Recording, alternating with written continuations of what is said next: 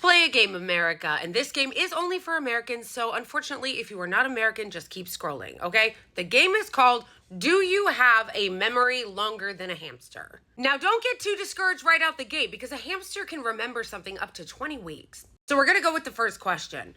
Do you remember anything about the Iraq War? And please don't come in here with any, I wasn't even alive for 9/11. Yeah, you know what? You weren't alive for World War II either, and yet you read about that. Now tell me if you can remember that in the lead up to the Iraq War, there were lies from Benjamin Netanyahu as well as George W. Bush and everybody in his cabinet that there was weapons of mass destruction in Iraq, and that's why we had to go invade them. And also supposedly that Osama bin Laden was somewhere in Afghanistan, even though it was already known that he went to Pakistan shortly after 9/11, but we went in there anyway. So if you either remember that happening or you've read about that happening or watched documentaries or TikToks or YouTube on it happening or whatever, you will recognize what this guy says in this clip.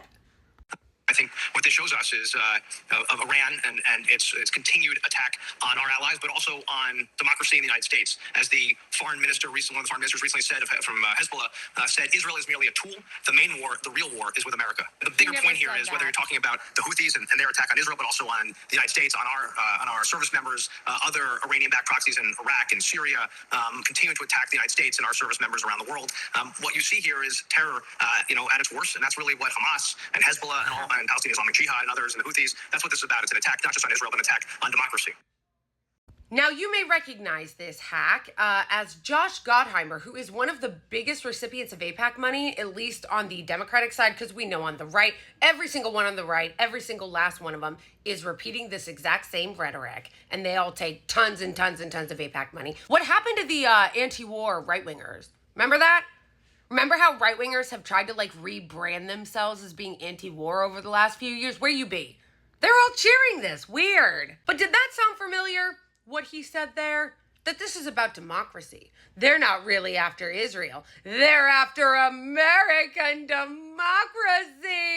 Ah, yes. Hamas's famous slogan, liberation first, Long Beach second. They are doing what they always do, presenting themselves as victims and then advocating to get more weapons so that they can have more war in the Middle East. Okay, so any of you that are with me this far, that understand and remember this or have read about it, you have already won. You don't, in fact, have the memory of a hamster. For those of you who aren't sure, let me play another clip from today that might get your memory rolling. Capable of fighting a two-front war? Well, it's actually a seven-front war for Israel right now with Lebanon and Syria, the West Bank, Gaza, the Houthis attacking them from Yemen. It is? It's really a seven-front war with Lebanon and Syria? This is no different than what they did in Iraq and Afghanistan. They are trying to foment World War III with all of these groups because they want war with Iran. I would think that at this late date, Americans would wake up and realize that this is the same playbook they run every time. It's just like what they do in Venezuela. They're pretending to care about democracy and saying that Maduro cheated in Venezuela as if it hasn't been proven over and over and over again that the United States has tried to coup Venezuela 500 times. And every time it falls for the same thing. Oh, democracy, Maduro's a dictator. I really need you guys to be clear-eyed about what's happening right now. This motherfucker right here and all of the ghouls and goblins and gargoyles in our Congress and in the military-industrial complex are trying to drag us into World War III. I have been saying they've been trying to drag us into World War III since right after October 7th because they immediately started talking about Iran. And do not fall for the lies and their pretend, feigned, sudden, newfound concern about dead children, because the only reason why they're pretending to give a shit about the Druze kids that were killed in the occupied Golan Heights is because of the fact that they want to go to war with Lebanon. I don't understand why anybody would fall for this. Now they care about kids? Now they care about kids.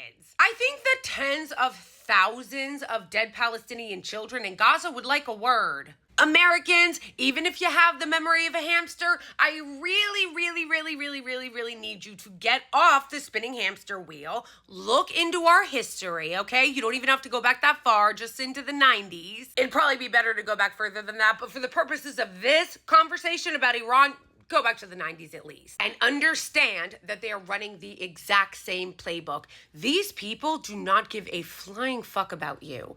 They work for their donors, whether that donor is AIPAC or whether that donor is Lockheed Martin and others in the military-industrial complex.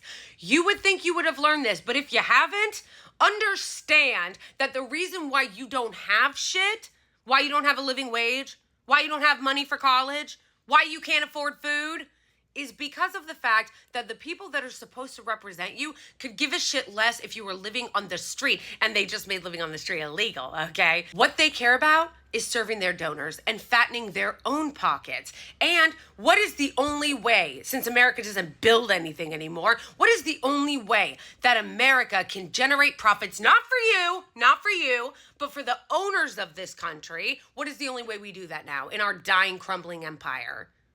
War. Lebanon, Syria, Iran, Hezbollah, and Hamas are not a threat to the United States. They are trying to drag us into war on behalf of the Israeli regime and to make themselves more wealthy. And when historians look back on the United States and how it collapsed, the military-industrial complex is going to be a leader in that story and the demise, because while China builds high-speed rail for their citizens, we spend our money on going to war. And then we don't even take care of the veterans when they come back. I have an idea. How about all of America says no?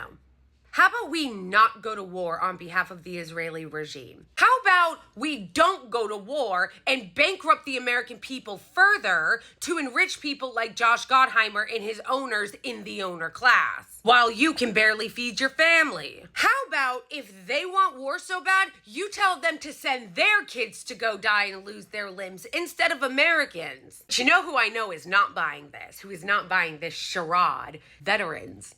Veterans specifically of the Iraq War and the Vietnam War, because they've seen this movie before and they know exactly what the powerful in this country are doing right now with this fear-mongering. And the media loves war. They love to prop it up. Their donors are Lockheed Martin and Northrop Grumman and companies that keep their advertisers going, and Boeing and everything else, okay? They are trying to manufacture consent right now. You need to laugh in their face and you need to say no and reject it.